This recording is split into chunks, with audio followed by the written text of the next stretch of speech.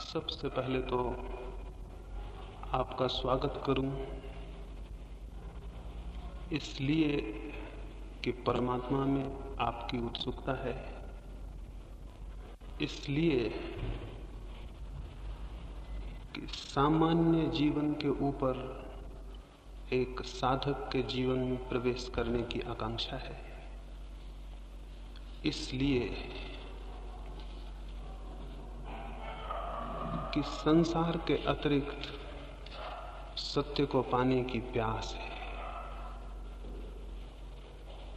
सौभाग्य है उन लोगों का जो सत्य के लिए प्यासे हो सके।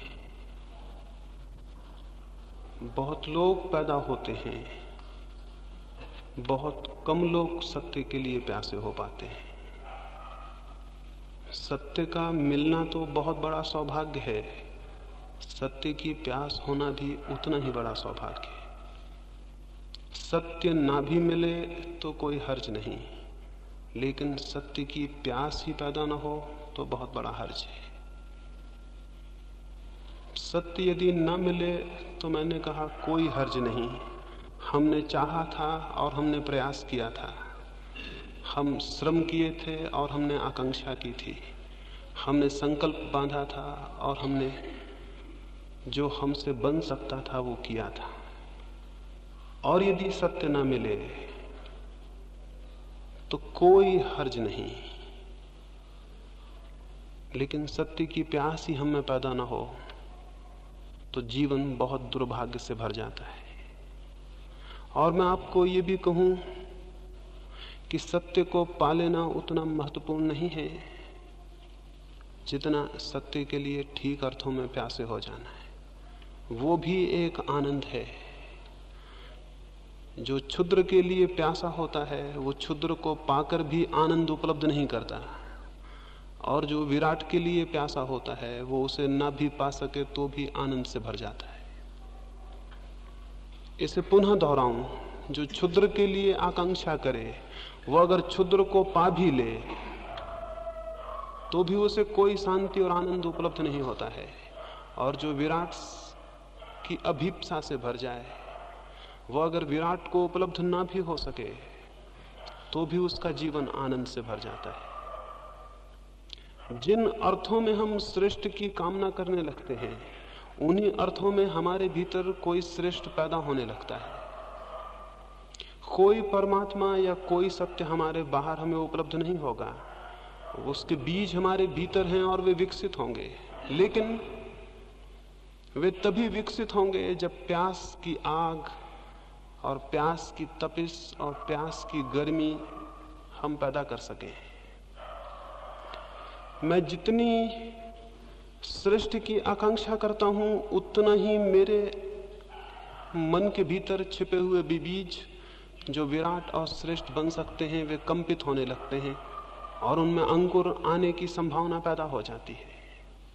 जब आपके भीतर कभी ये ख्याल भी पैदा हो कि परमात्मा को पाना है, जब कभी ये ख्याल भी पैदा हो कि शांति को और सत्य को उपलब्ध करना है, तो इस बात को स्मरण रखना कि आपके भीतर कोई बीज अंकुर होने को उत्सुक हो गया है।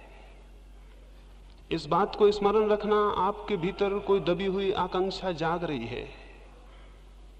इस बात को स्मरण रखना कि कुछ महत्वपूर्ण आंदोलन आपके भीतर हो रहा है। उस आंदोलन को हमें संभालना होगा, उस आंदोलन को सहारा देना होगा, क्योंकि बीज अकेला अंकुर बन जाए इतना ही काफी नहीं है, और भी बहुत सी सुरक्षाएं जरूरी हैं।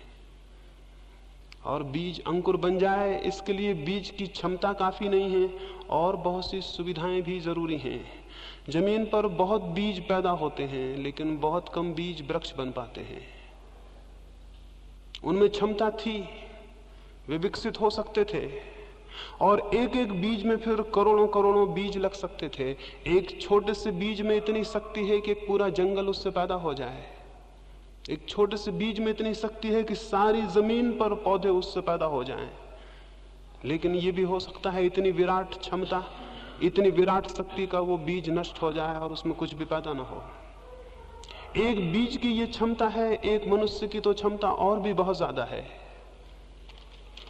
एक बीज से इतना बड़ा विराट विकास हो सकता है। एक पत्थर के छोटे से टुकड़े से अगर अणु को विस्फोट कर लिया जाए तो महान ऊर्जा का जन्म होता है, बहुत शक्ति का जन्म होता है। मनुष्य की आत्मा, मनुष्य की चेतना का जो अणु है, अगर वो विकसित हो सके, अगर उसका विस्फोट हो सके, अगर उसका विकास हो सके, तो जिस शक्ति और ऊर्जा का जन्म होता है उसी का नाम परमात्मा है। परमात्मा को हम कहीं पाते नहीं हैं, बल्कि अपने ही विस्फोट से, अपने ही विकास से, जिस ऊर्जा को हम जन्म देते हैं, जिस शक्ति को, उस शक्ति का अनुभव परमात्मा है। उसकी प्यास आप में है, इसलिए मैं स्वागत करता हूं। लेकिन इससे कोई ये ना समझे कि आप यहां इकट्ठे हो गए हैं तो जरूरी हो कि आप प्यासे ही हों। आप यहां इकट्ठे हो सकते हैं मात्र एक दर्शक की भांति भी। आप यहां इकट्ठे हो सकते हैं एक मात्र सामान्य जिज्ञासा की भांति भी। आप यहां इकट्ठे हो सकते हैं एक कुतूहल के कारण भी, लेकिन कुतूहल से कोई द्वार नहीं खुलते।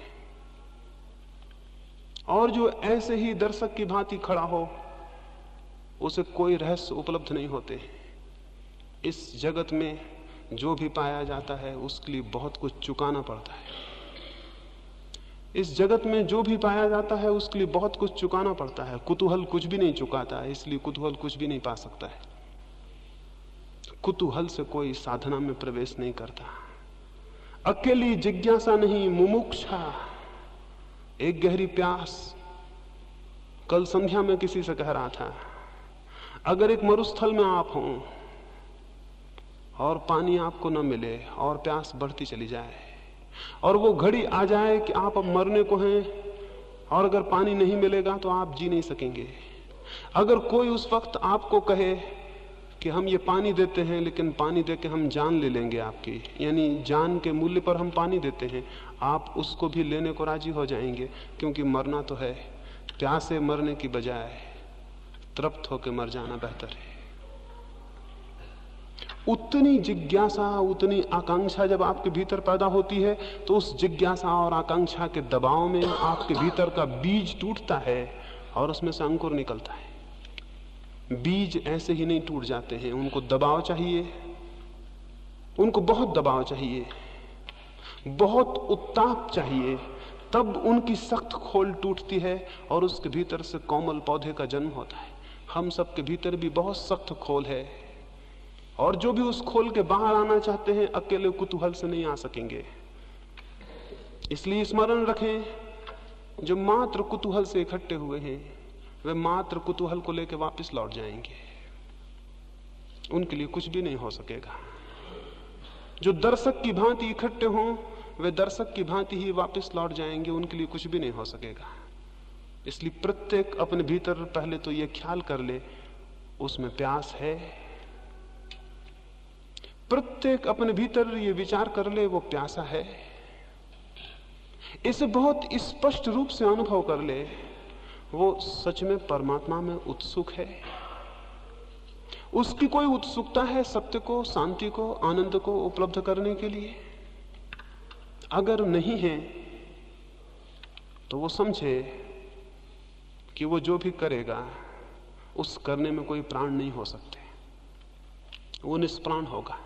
और तब फिर उस निष्प्राण चेष्टा का अगर कोई फल ना हो तो साधना जिम्मेवार नहीं होगी, आप स्वयं जिम्मेवार होंगे।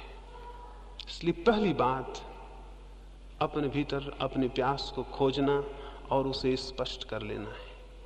आप सच में कुछ पाना चाहते हैं,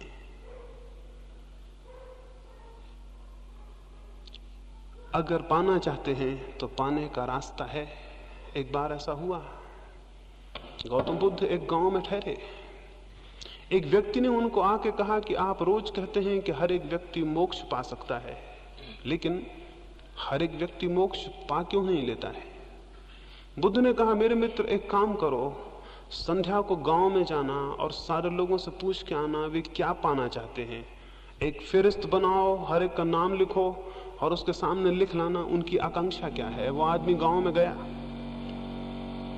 उसने जाके पूछा, उसने एक एक आदमी को पूछा। थोड़े से लोग थे उस गांव में, उन सब ने उत्तर दिए। वो सांझ को वापस लौटा, उसने बुद्ध को आके वो फेहरिस्त दी। बुद्ध ने कहा, इसमें कितने लोग मोक्ष के आकांक्षी हैं? वो बहुत हैरान हुआ, उसमें एक भी आदमी ने अपनी आकांक्षा में मोक्ष नहीं लिखाया था। बुद्ध ने कहा हर एक आदमी पा सकता है ये मैं कहता हूं, लेकिन हर एक आदमी पाना चाहता है ये मैं नहीं कहता। हर एक आदमी पा सकता है ये बहुत अलग बात है, और हर एक आदमी पाना चाहता है ये बहुत अलग बात है। अगर आप पाना चाहते हैं तो ये आश्वासन माने, अगर आप सच में पाना चाहते हैं तो इस जमीन पर कोई ताकत आपको रोकने में समर्थ नहीं है, और अगर आप नहीं पाना चाहते तो इस जमीन पर कोई ताकत आपको देने में भी समर्थ नहीं है। तो सबसे पहली बात, सबसे पहला सूत्र जो स्मरण रखना है वो ये कि आपके भीतर एक वास्तविक प्यास है। अगर है तो आश्वासन माने कि रास्ता मिल जाएगा, और अगर नहीं है तो कोई रास्ता नहीं है। आपकी प्यास आपके लिए रास्ता बनेगी। दूसरी बात जो मैं प्रारंभिक रूप से यहां कहना चाहूं वो ये है,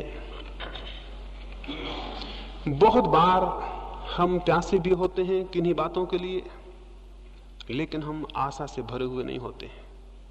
हम प्यासे होते हैं लेकिन आशा नहीं होती। हम प्यासे होते हैं लेकिन निराश होते हैं, और जिसका पहला कदम निराशा में उठेगा उसका अंतिम कदम निराशा में समाप्त होगा। इसे भी स्मरण रखें, जिसका पहला कदम निराशा में उठेगा उसका अंतिम कदम भी निराशा में समाप्त होगा। अंतिम कदम अगर सफलता और सार्थकता में जाना है तो पहला कदम बहुत आशा में उठना चाहिए। तो इन 3 दिनों के लिए आपसे कहूंगा, यूं तो पूरे जीवन के लिए कहूंगा, एक बहुत आशा से भरा हुआ दृष्टिकोण। क्या आपको पता है बहुत कुछ इस पर निर्भर करता है आपके चित्त का। क्या आप आशा से भर के किसी काम को कर रहे हैं या निराशा से? अगर आप पहले से निराश हैं तो आप अपने ही हाथ से उस डगाल को काट रहे हैं जिस पर आप बैठे हुए हैं। तो मैं आपको ये कहूं, साधना के संबंध में बहुत आशा से भरा हुआ होना बड़ा महत्वपूर्ण है। आशा से भरे हुए होने का मतलब यह है कि अगर इस जमीन पर किसी भी मनुष्य ने सत्य को कभी पाया है, अगर इस जमीन पर मनुष्य के इतिहास में कभी भी कोई मनुष्य आनंद को और चरम शांति को उपलब्ध हुआ है, तो कोई भी कारण नहीं है कि मैं उपलब्ध क्यों नहीं हो सकूंगा। उन लाखों लोगों की तरफ मत देखें जिनका जीवन अंधकार से भरा हुआ है और जिन्हें कोई आशा और कोई किरण और कोई प्रकाश दिखाई नहीं पड़ता। उन थोड़े से लोगों को इतिहास में देखें जिन्हें सत्य उपलब्ध हुआ है। उन बीजों को मत देखें जो वृक्ष नहीं बन पाए और सड़ गए और नष्ट हो गए। उन थोड़े से बीजों को देखें जिनने विकास को उपलब्ध किया और जो परमात्मा तक पहुंचे। और स्मरण रखें कि उन बीजों को जो संभव हो सका वो प्रत्येक बीज को संभव है। एक मनुष्य को जो संभव हुआ है वो प्रत्येक दूसरे मनुष्य को संभव है।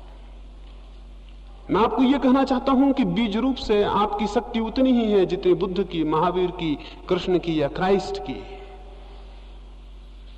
परमात्मा के जगत में इस अर्थों में कोई अन्याय नहीं है कि वहां कम और ज्यादा संभावनाएं दी गई हों। संभावनाएं सबकी बराबर हैं, लेकिन वास्तविकताएं सबकी बराबर नहीं हैं, क्योंकि हम में से बहुत लोग अपनी संभावनाओं को वास्तविकता में परिणत करने का प्रयास ही कभी नहीं करते। तो एक आधारभूत ख्याल आशा से भरा हुआ होना है। ये विश्वास रखें कि अगर कभी भी किसी को शांति उपलब्ध हुई है, आनंद उपलब्ध हुआ है, तो मुझे भी उपलब्ध हो सकेगा। अपना अपमान ना करें निराश होकर। निराशा स्वयं का सबसे बड़ा अपमान है। उसका अर्थ है कि मैं इस योग्य नहीं हूं कि मैं भी पा सकूंगा। मैं आपको कहूं, इस योग्य आप हैं, निश्चित पा सकेंगे। देखें, निराशा में भी जीवन भर चलकर देखा है, आशा में इन 3 दिन चल के देखें। इतनी आशा से भर के चलें कि होगी घटना, जरूर घटना घटेगी। क्यों? ये हो सकता है आप आशा से भरे हों, लेकिन बाहर की दुनिया में हो सकता है कोई काम आप आशा से भरे हों तो भी ना कर पाएं, लेकिन भीतर की दुनिया में आशा बहुत बड़ा रास्ता है। जब आप आशा से भरते हैं तो आपका कण कण आशा से भर जाता है, आपका रोआ रोआ आशा से भर जाता है, आपकी श्वास श्वास आशा से भर जाती है, आपके विचारों पर आशा का प्रकाश भर जाता है और आपके प्राण के स्पंदन में, आपकी हृदय की धड़कन में आशा व्याप्त हो जाती है। आपका पूरा व्यक्तित्व जब आशा से भर जाता है तो भूमिका बनती है कि आप कुछ कर सकेंगे। और निराशा का भी व्यक्तित्व होता है, कण कण रो रहा है, उदास है, थका है, डूबा हुआ है, कोई प्राण नहीं है, सब जिससे कि आदमी जिंदा नाम मात्र को हो और मरा हुआ है। ऐसा आदमी किसी प्रयास पर निकलेगा, किसी अभियान पर, तो क्या पा सकेगा? और आत्मिक जीवन का अभियान सबसे बड़ा अभियान है। इससे बड़ी कोई चोटी नहीं है जिसको कोई मनुष्य कभी चढ़ा हो, इससे बड़ी कोई गहराई नहीं है समुद्रों की जिसमें मनुष्य ने कभी डुबकी लगाई हो। स्वयं की गहराई सबसे बड़ी गहराई है और स्वयं की ऊंचाई सबसे बड़ी ऊंचाई है। इस अभियान पर जो निकला हो उसे बड़ी आशाओं से भरा हुआ होना चाहिए। तो मैं आपको कहूंगा 3 दिन आशा की एक भाव स्थिति को कायम रखें। आज रात ही जब सोएं तो बहुत आशा से भरे हुए सोएं और ये विश्वास लेकर सोएं कि कल सुबह जब आप उठेंगे तो कुछ होगा, कुछ हो सकेगा, कुछ किया जा सकेगा।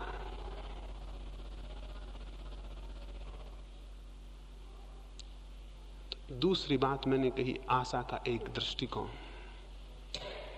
आशा के इस दृष्टिकोण के साथ ही ये भी आपको स्मरण दिला दूं, इन पीछे कुछ वर्षों के अनुभव से इस नतीजे पर पहुंचा हूं कि हमारी निराशा इतनी गहरी है कि जब हमें कुछ मिलना भी शुरू होता है तो निराशा के कारण दिखाई नहीं पड़ता। अभी मेरे पास एक व्यक्ति आते थे, वो अपनी पत्नी को मेरे पास लाए।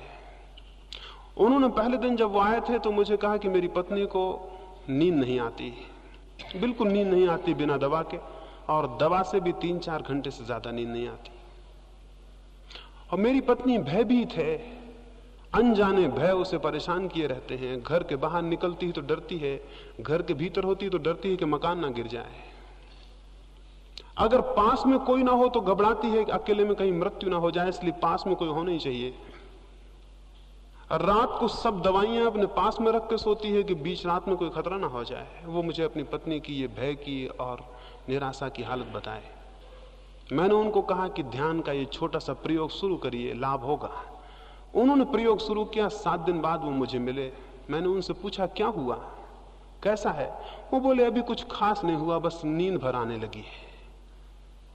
उन्होंने मुझसे कहा अभी कुछ खास नहीं हुआ, बस नींद भर आने लगी है। 7 दिन बाद वो मुझे फिर मिले। मैंने उनसे पूछा क्या हुआ? बोले अभी कुछ खास नहीं हुआ, थोड़ा सा भय दूर हो गया है।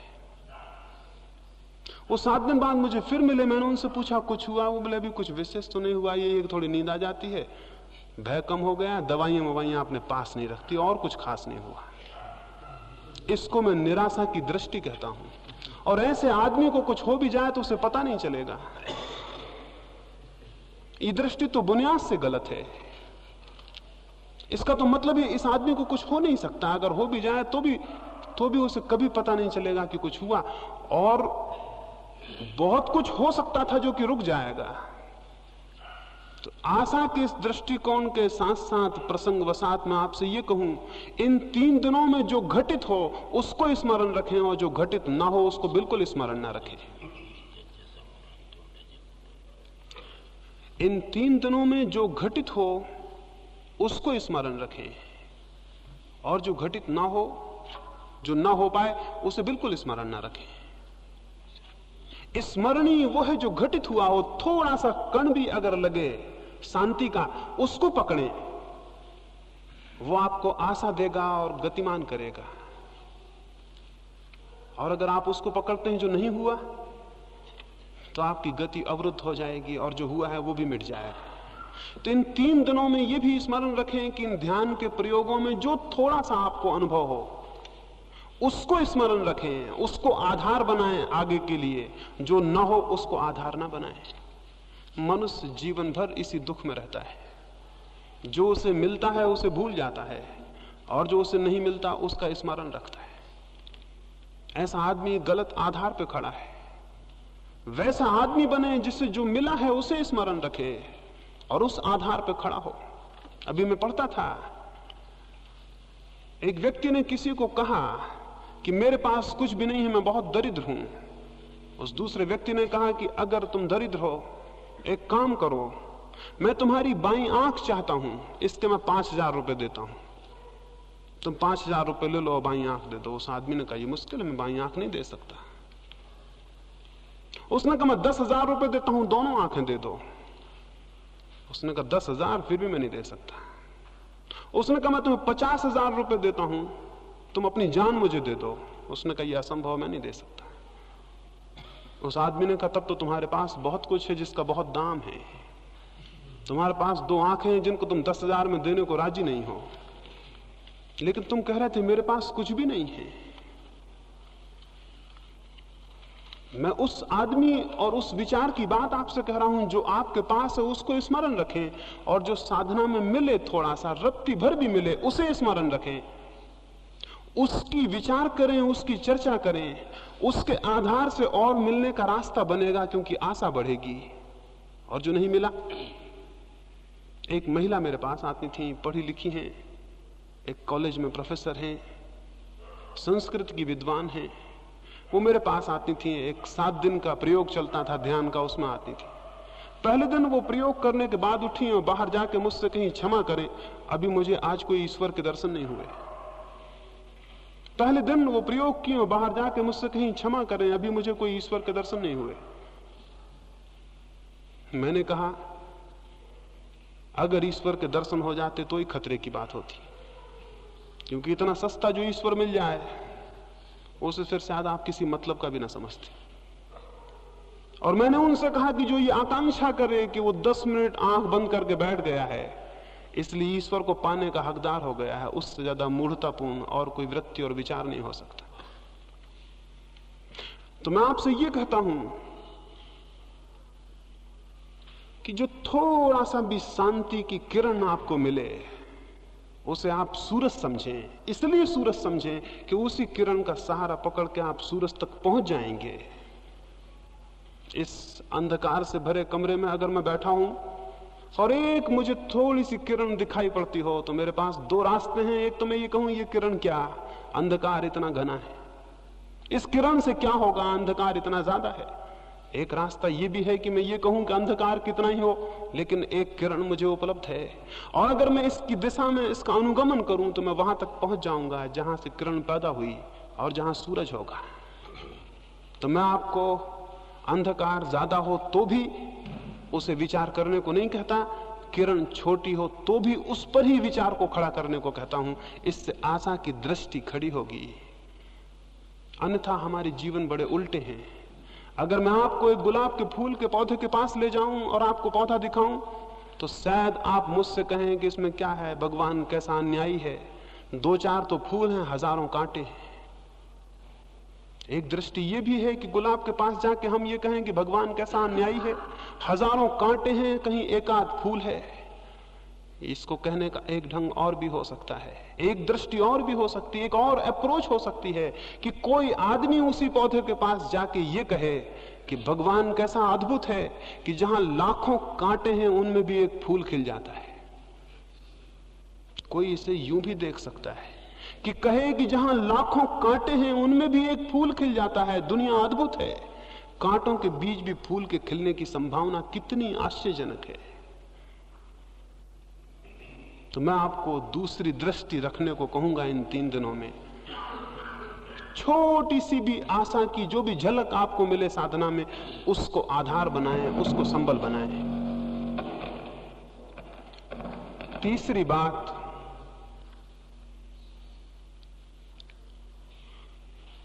साधना के इन 3 दिनों में आपको ठीक वैसे ही नहीं जीना है जैसा आप आज सांझ तक जीते रहे। मनुष्य बहुत कुछ आदतों का यंत्र है।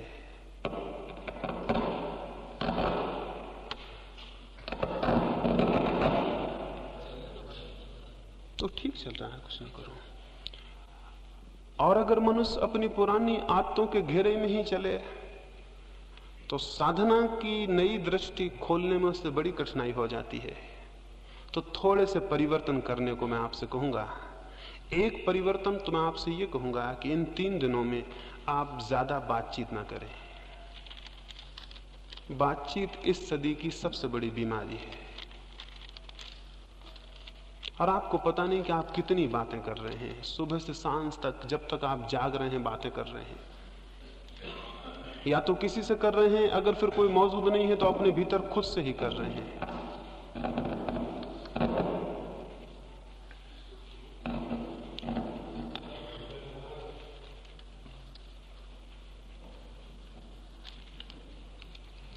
इन 3 दिनों में इसका बहुत सजग प्रयास करें कि आपकी बातचीत की जो बहुत यांत्रिक आदत है वो ना चले। एक ही कर देना, उसे बंद कर दें। एक ही कर देना। आदत है हमारी, ये साधक के जीवन में बहुत संघातक है।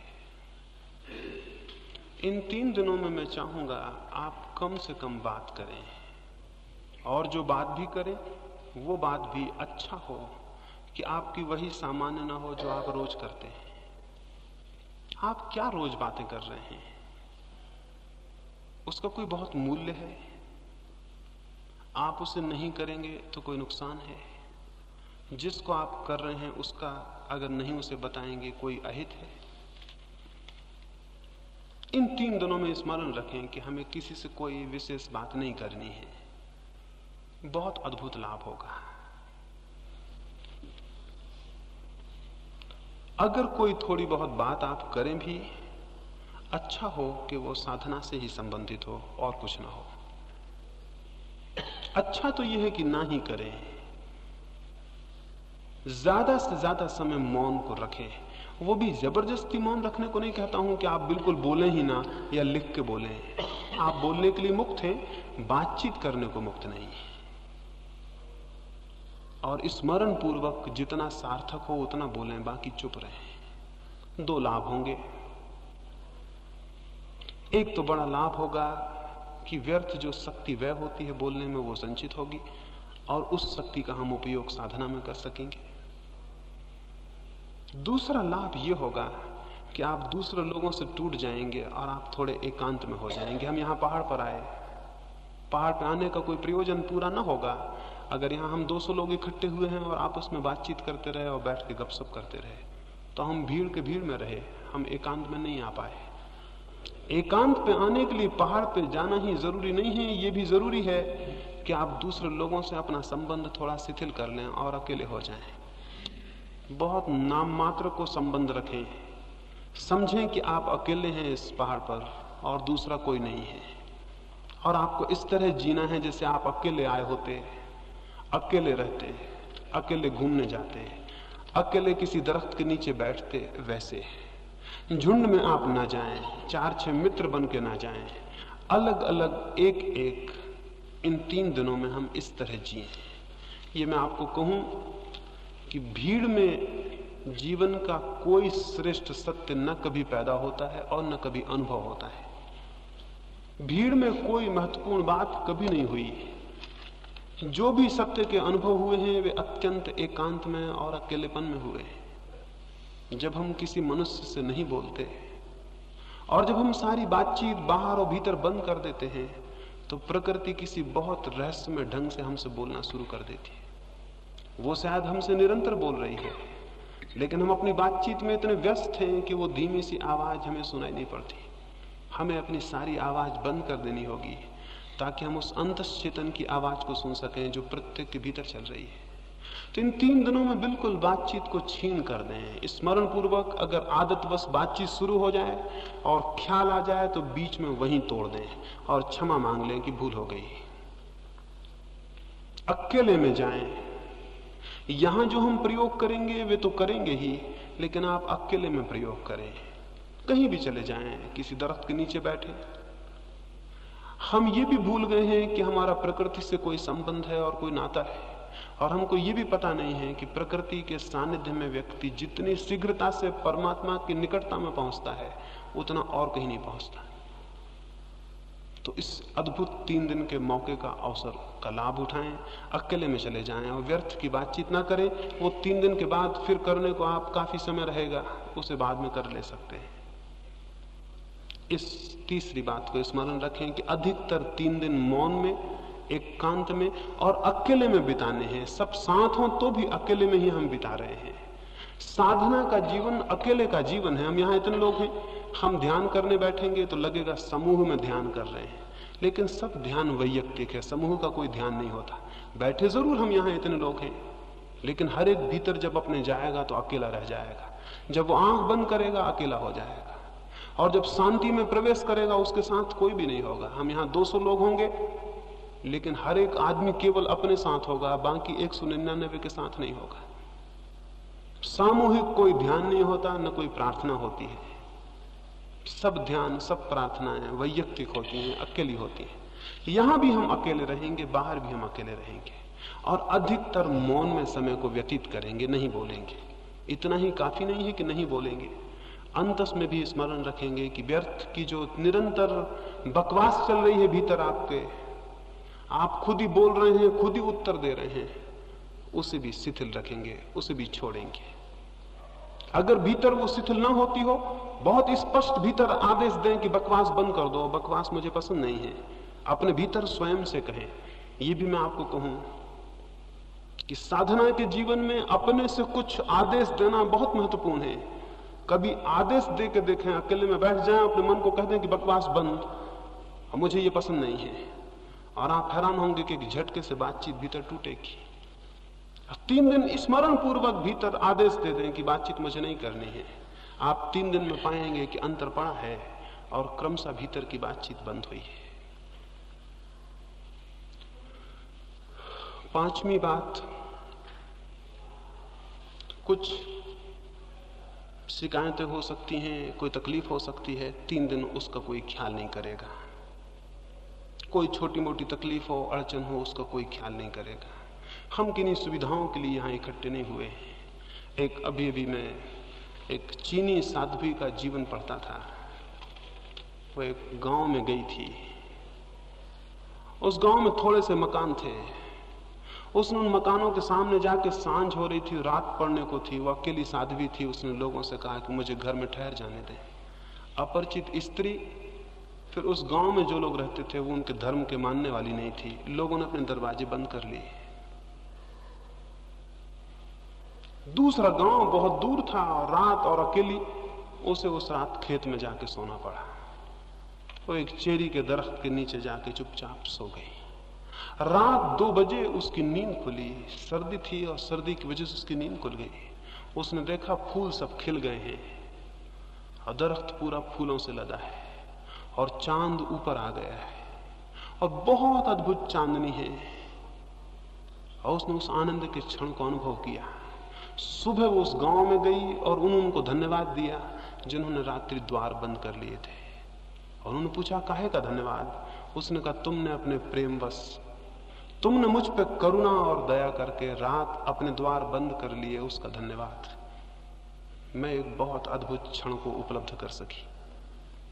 मैंने चेरी के फूल खिले देखे और मैंने पूरा चांद देखा, और मैंने कुछ ऐसा देखा जो मैंने जीवन में नहीं देखा था। और अगर आपने मुझे जगह दे दी होती तो मैं वंचित रह जाती। तब मैं समझी कि उनकी करुणा, कि उन्होंने क्यों मेरे लिए द्वार बंद कर रखे। ये एक दृष्टि है, एक कौन है। आप भी हो सकता था उस रात द्वार से लौटा दिए गए होते तो शायद आप इतने गुस्से में होते रात भर, और उन लोगों के प्रति इतनी आपके मन में घृणा और इतने क्रोध होता कि शायद आपको जब चेरी में फूल खिलते तो दिखाई नहीं पड़ते, और जब चांद ऊपर आता तो आपको पता नहीं चलता। धन्यवाद तो बहुत दूर था, आप ये सब अनुभव भी नहीं कर पाते। जीवन में एक और स्थिति भी है जब हम प्रत्येक चीज के प्रति धन्यवाद से भर जाते हैं। साधक स्मरण रखें कि उन्हें इन 3 दिनों में प्रत्येक चीज के प्रति धन्यवाद से भर जाना है। जो मिलता है उसके लिए धन्यवाद, जो नहीं मिलता उससे कोई प्रयोजन नहीं। उस भूमिका में अर्थ पैदा होता है, उस भूमिका में भीतर एक निश्चिंतता पैदा होती है, एक सरलता पैदा होती है। और अंतिम रूप से एक बात और, इन 3 दिनों में हम निरंतर प्रयास करेंगे अंतस प्रवेश का, ध्यान का, समाधि का। उस प्रवेश के लिए एक बहुत प्रगाढ़ संकल्प की जरूरत है। प्रगाढ़ संकल्प का यह अर्थ है, हमारा जो मन है उसका एक बहुत छोटा सा हिस्सा, जिसको हम चेतन मन कहते हैं, उसी में सब विचार चलते रहते हैं। उससे बहुत ज्यादा गहराइयों में हमारा 9 हिस्सा मन और है। अगर हम मन के 10 खंड करें तो एक खंड हमारा कॉन्शस है, चेतन है, 9 खंड हमारे अचेतन और अनकॉन्शस है। इस एक खंड में ही हम सब सोचते विचारते हैं। 9 खंडों में उसकी कोई खबर नहीं होती, 9 खंडों में उसकी कोई सूचना नहीं पहुंचती। हम यहां सोच लेते हैं कि ध्यान करना है, समाधि में उतरना है, लेकिन हमारे मन का बहुत सा हिस्सा अपरिचित रह जाता है। वो अपरिचित हिस्सा हमारा साथ नहीं देगा, और अगर उसका साथ हमें नहीं मिला तो सफलता बहुत मुश्किल है। उसका साथ मिल सके इसके लिए संकल्प करने की जरूरत है, और संकल्प मैं आपको समझा दूं कैसा हम करेंगे। अभी यहां संकल्प करके उठेंगे, और फिर जब रात्रि में आप अपने बिस्तरों पर जाएं तो 5 मिनट के लिए उस संकल्प को पुनः दोहराएं, और उस संकल्प को दोहराते दोहराते ही नींद में सो जाएं। संकल्प को पैदा करने का जो प्रयोग है वो मैं आपको समझा दूं, उसे हम यहां भी करेंगे और रोज नियमित करेंगे। संकल्प से मैंने आपको समझाया है कि आपका पूरा मन, चेतन और अचेतन, इकट्ठे रूप से ये भाव कर ले कि मुझे शांत होना है, मुझे ध्यान को उपलब्ध होना है। जिस रात्रि गौतम बुद्ध को समाधि उपलब्ध हुई, उस रात वे अपने बोधि वृक्ष के नीचे बैठे और उन्होंने कहा, अब जब तक मैं परम सत्य को उपलब्ध ना हो जाऊं तब तक यहां से उठूंगा नहीं। हमें लगेगा इससे क्या मतलब है, आपके नहीं उठने से परम सत्य कैसे उपलब्ध हो जाएगा? लेकिन ये ख्याल कि जब तक मुझे परम सत्य उपलब्ध ना हो जाए मैं यहां से उठूंगा नहीं, ये सारे प्राण में गूंज गया। वे नहीं उठे जब तक परम सत्य उपलब्ध नहीं हुआ, और आश्चर्य है कि परम सत्य उसी रात्रि उन्हें उपलब्ध हुआ। वे 6 वर्ष से चेष्टा कर रहे थे, लेकिन इतना प्रगाढ़ संकल्प किसी दिन नहीं हुआ था। संकल्प की प्रगाढ़ता कैसे पैदा हो, वो मैं छोटा सा प्रयोग आपको कहता हूं, वो हम अभी यहां करेंगे, और फिर उसे हम रात्रि में नियमित करके उसे सोएंगे।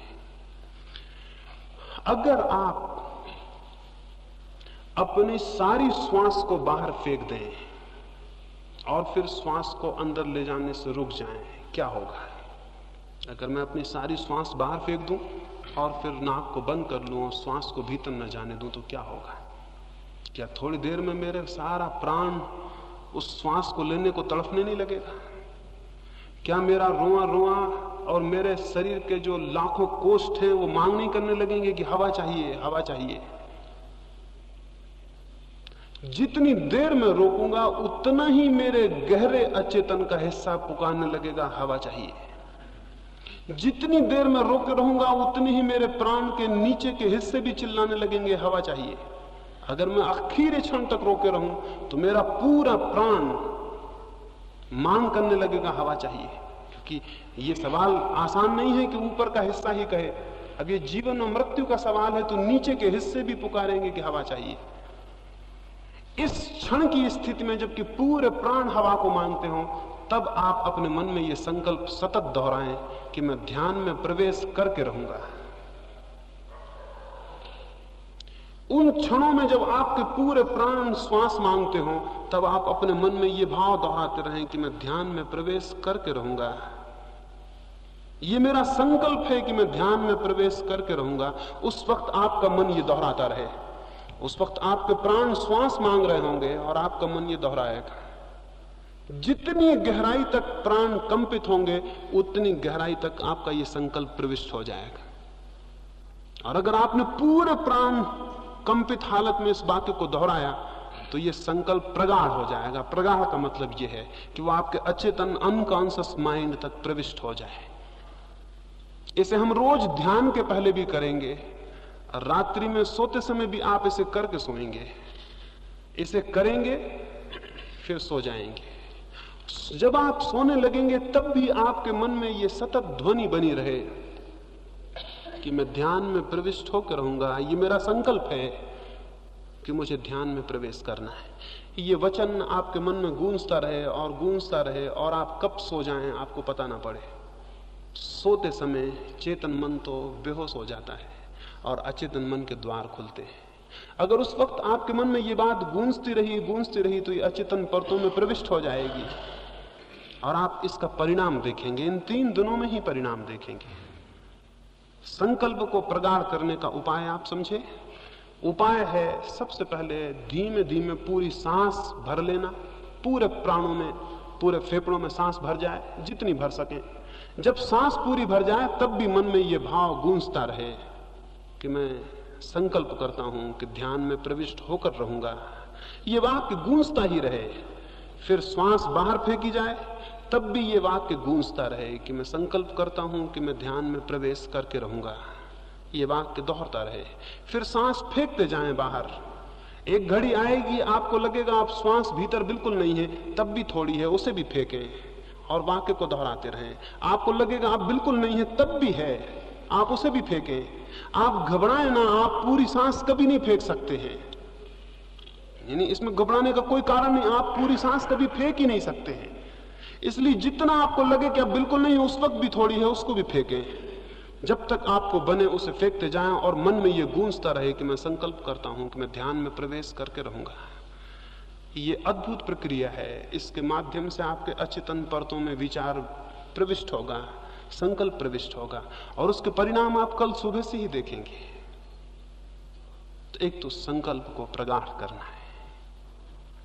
उसको अभी हम जब अलग होंगे यहां से तो उस प्रयोग को करेंगे। उसको 5 बार करना है, यानी 5 बार श्वास को फेंकना और रोकना है और 5 बार निरंतर उस भाव को अपने भीतर दोहराना है। जिनको कोई हृदय की बीमारी हो या कोई तकलीफ हो वो उसे बहुत ज्यादा तेजी से नहीं करेंगे, उसे बहुत आहिस्ता करेंगे, जितना उनको सरल मालूम पड़े और तकलीफ न मालूम पड़े। ये जो संकल्प की बात है, इसको मैंने कहा कि रोज रात्रि को इन 3 दिनों में सोते समय करके सोना है। सोते वक्त जब बिस्तर पर आप लेट जाएं, इसी भाव को करते करते क्रमशः नींद में विलीन हो जाना है।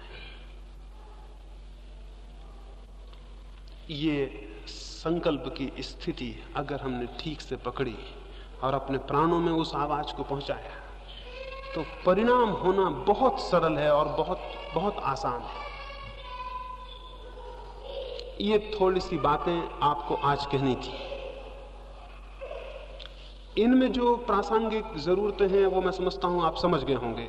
जैसा मैंने कहा कि बातचीत नहीं करनी है, स्वाभाविक है कि आपको अखबार, रेडियो इनका उपयोग नहीं करना है, क्योंकि वो भी बातचीत है। मैंने आपसे कहा मौन में और एकांत में होना है। इसका स्वाभाविक मतलब हुआ कि जहां तक बने साथियों से दूर रहना है। जितनी देर हम यहां मिलेंगे वो अलग, भोजन के लिए जाएंगे वो अलग, वहां भी आप बड़े मौन से, बड़ी शांति से भोजन करें। वहां भी सन्नाटा हो, जिससे पता ना चले कि आप वहां हैं। यहां भी आए तो सन्नाटे में और शांति में आए। देखें 3 दिन शांत रहने का प्रयोग क्या परिणाम लाता है। रास्ते पे चलें तो बिल्कुल शांत, उठें बैठें तो बिल्कुल शांत, और अधिकतर एकांत में चले जाएं। सुंदर कोई जगह चुने, वहां चुपचाप बैठ जाएं। अगर कोई साथ है तो वो भी चुपचाप बैठे, बातचीत ना करे, अन्यथा पहाड़ियां व्यर्थ हो जाती हैं, सौंदर्य व्यर्थ हो जाता है। जो सामने है वो दिखाई नहीं पड़ता, आप बातचीत में सब समाप्त कर देते हैं। अकेले में जाएं और इसी भांति ये जो थोड़ी सी बातें मैंने कही आपके लिए, जो जरूरी हो हर एक के लिए, अगर आपके भीतर प्यास नहीं मालूम होती बिल्कुल, तो उस प्यास को कैसे पैदा किया जाए उसके संबंध में कल मुझसे प्रश्न पूछ लें। अगर आपको ऐसा नहीं लगता कि मुझे कोई आशा नहीं मालूम होती, तो आशा कैसे पैदा हो उसके संबंध में कल सुबह मुझसे प्रश्न पूछ लें। अगर आपको लगता है कि मुझे कोई संकल्प करने में कठिनाई है या नहीं बन पाता या नहीं होता, सारी कठिनाइयां मुझसे सुबह पूछ लें। कल सुबह ही 3 दिन के लिए जो भी कठिनाइयां आ सकती हैं वो आप मुझसे पूछ लें, ताकि 3 दिन में कोई भी समय व्यय ना हो। अगर प्रत्येक व्यक्ति की कोई अपनी वैयक्तिक तकलीफ और दुख और पीड़ा है जिससे वो मुक्त होना चाहता है, या जिसकी वजह से वो ध्यान में नहीं जा सकता, या जिसकी वजह से वो ध्यान में प्रवेश करना उसे मुश्किल होता, समझ लें। अगर आपको कोई एक विशेष चिंता है जो आपको प्रवेश नहीं होने देती शांति में, तो आप उसके लिए अलग से पूछ लें। अगर आपको कोई ऐसी पीड़ा है जो आपको नहीं प्रवेश होने देती, उसके लिए आप अलग से पूछ लें। वो सबके लिए नहीं होगी सामूहिक, वो आपकी वैयक्तिक होगी, उसके लिए आप अलग प्रयोग करेंगे। और जो भी तकलीफ हो वो स्पष्ट सुबह रख दें, ताकि हम 3 दिन के लिए व्यवस्थित हो जाएं। ये थोड़ी सी बातें मुझे आपसे कहनी थी, आपकी एक भाव दृष्टि बने, और फिर जो हमें करना है वो हम कल से शुरू करेंगे और कल से समझेंगे। अभी हम थोड़े थोड़े सब फासले पे बैठ जाएंगे, हाल तो बड़ा है, सब फासले पे बैठ जाएंगे ताकि हम संकल्प का प्रयोग करें और फिर हम यहां से विदा हों।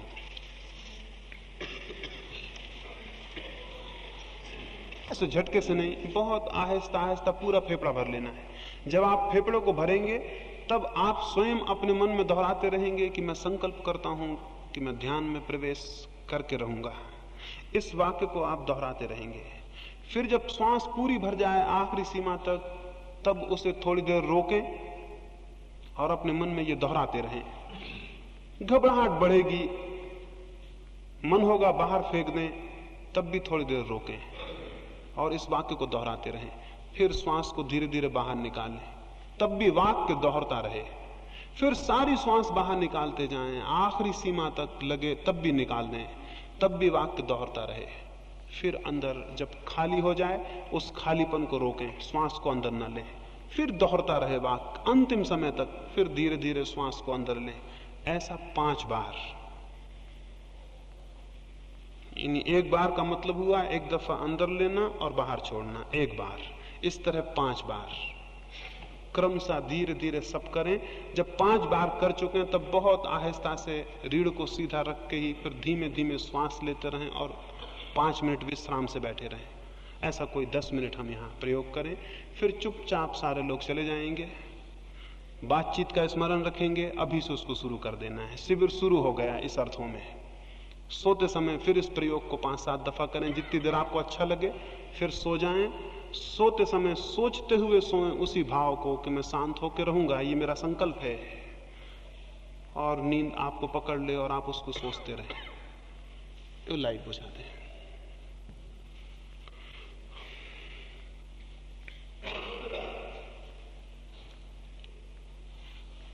जब आपका 5 बार हो जाए तो आप चुपचाप अपना अपना बैठ के थोड़ी धीमी सांस लेते हुए बैठे रहेंगे।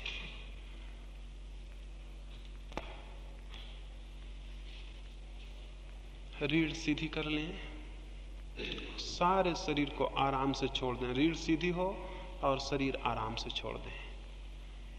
आंख बंद कर लें, बहुत शांति से श्वास को अंदर लें, और जैसा मैंने कहा वैसा प्रयोग 5 बार करें।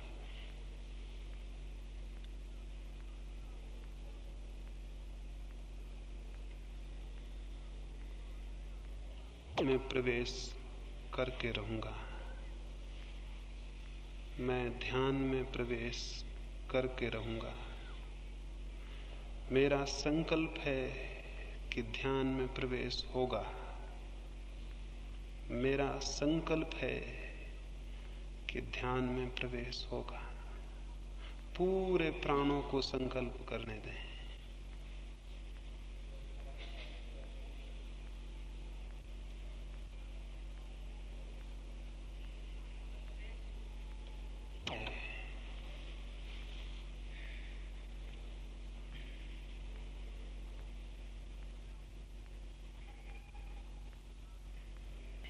कि ध्यान में प्रवेश होगा। पूरे प्राण में ये बात गूंज जाए, ये अंतश्चेतन तक उतर जाए।